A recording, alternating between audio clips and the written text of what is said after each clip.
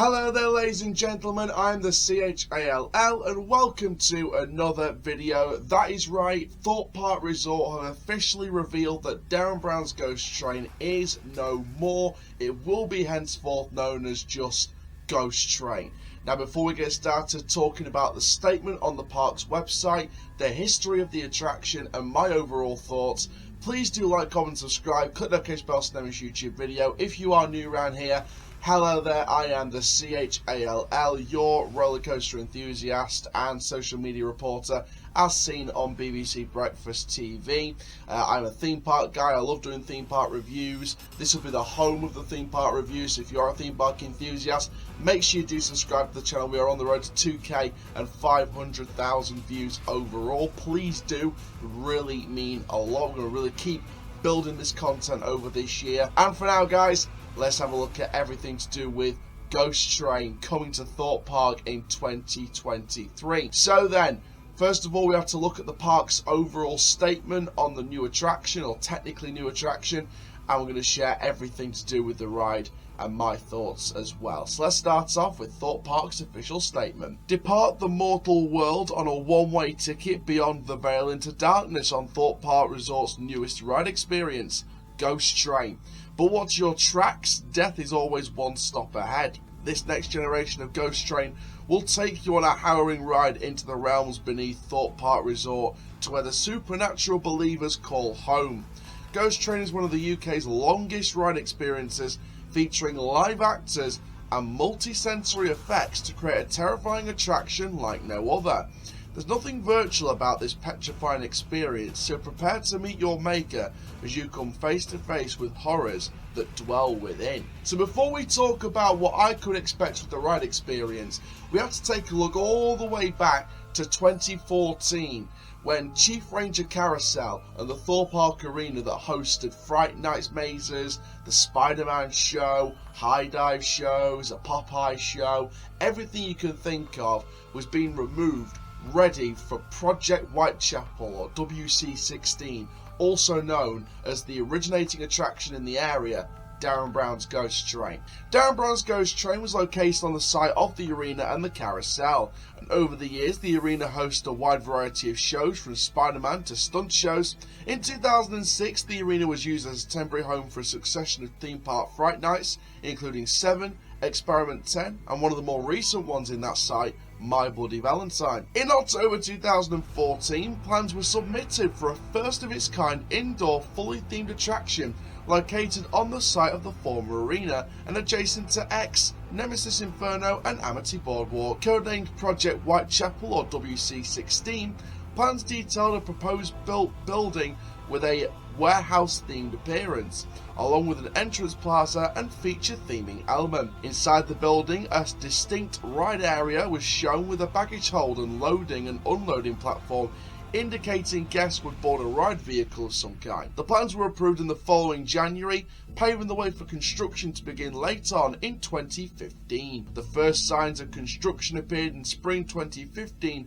and the first foundations for the main building being laid in May. Construction progressed swiftly, with the skeleton of the building being erected in August and much of the exterior walls completed by the end of the main 2015 season in November. On the 18th of June, the resort held first in the number of limited previews, with Shark Hotel and other invited guests being some of the first to experience the attraction in its opening year of 2016. Those previews were the first opportunities that members of the public had to experience the attraction, but anyone who experienced it during these previews had to sign a non-disclosure agreement which prevented them from divulging any of the attraction's secrets. The ride finally officially opened to the public on Friday, 8th of July 2016, with no prior announcement from the resort that the attraction was moving from technical rehearsal to official opening. Queues over the opening weekend officially peaked at 200 minutes, with the resort setting up a temporary extension queue. At the start of October 2016,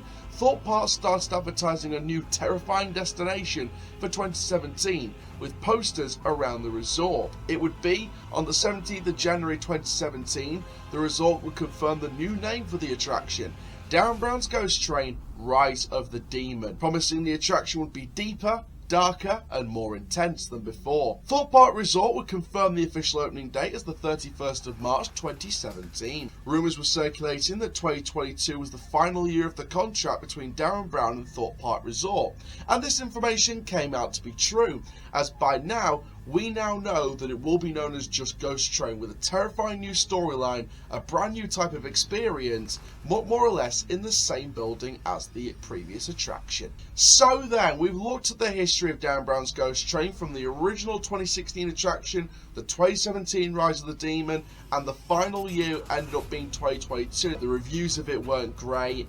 The reviews keep getting worse, and it felt like a really inconsistent attraction in terms of how it operated. Now, I'm not saying it wasn't operated badly, that's not what I'm saying at all, because all parks operate their rides brilliantly. I think that the continuation and the consistency of the level of detail in the attraction fell away over the years, and that's been a common theme with certain attractions. I mean, take Bubbleworks for example at Jessington. That one was a story of how it wasn't not maintained, it was the fact that it was being left somewhat abandoned in certain scenes and certain areas and just left to sort of die a horrible death. You're looking at Darren Brown's Ghost Train, you're looking at that attraction and how it operates and the consistency of different scenes and operations for certain sections, and it didn't feel consistent. There wasn't a lot of things kept the same. So Darren Brown's Ghost Train felt like one of those rides where it was on the verge of the chopping block, and when we were hearing circulation about this was last year was the final year of the Darren Brown contract, and it did feel like the attraction was going to die a horrible death at the start of this year, and that turned out to be accurate. It's not his Ghost Train anymore, it's just the Ghost Train. Now then, from the statement from the park's website about how this new attraction, this new variation of the Ghost Train will operate, sounds very interesting indeed. Now, looking at the FAQs and the questions surrounding the attraction, and from the park statement, I can delve into some kind of summary as to what we could expect in the attraction this year. By the way, if you're thinking about going to Thorpe Park Resort, I would do it. I'm definitely planning a trip to Thorpe Park this year to try out the new Ghost Train. I was originally holding off a trip to Thorpe Park this year. I was going to wait until 2024 for the brand new UK's tallest roller coaster to open, Project Exodus. From the summary of what we've seen from the statement and from what we've seen from FAQs, this is what I can distinguish about the brand new Ghost Train. I see similarities already in terms of being Merlin Parks to the Curse at Alton Manor and the brand new Ghost Train. I think both attractions will use similar effects. Now, you look at the Curse of Alton Manor that's opening at Alton Towers this year, hopefully fingers crossed, opening weekend, which I will be attending in March. You look at the Curse at Alton Manor and you see how that's going to include like old-fashioned Victorian